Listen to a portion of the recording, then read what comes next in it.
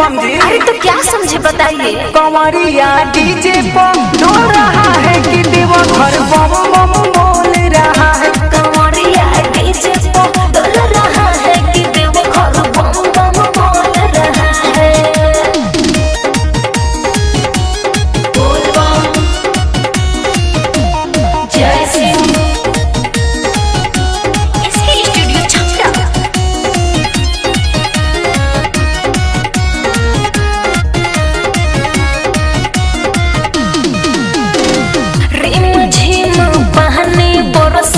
रहा है सावन बदरिया।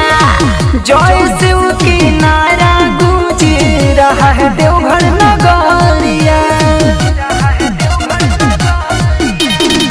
रिम झिम पानी बरसे रहा है सावन बदरिया।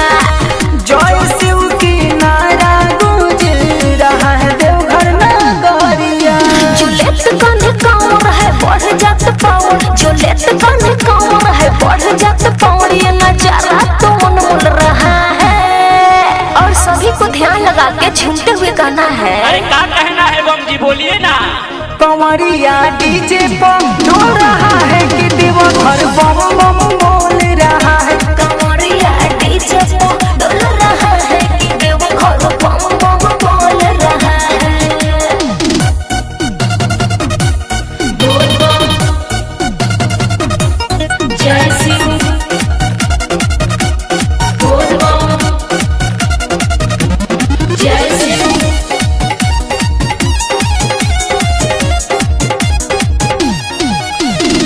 जब से सावन चढ़ा कंवरिया भक्त बना महाकाल का।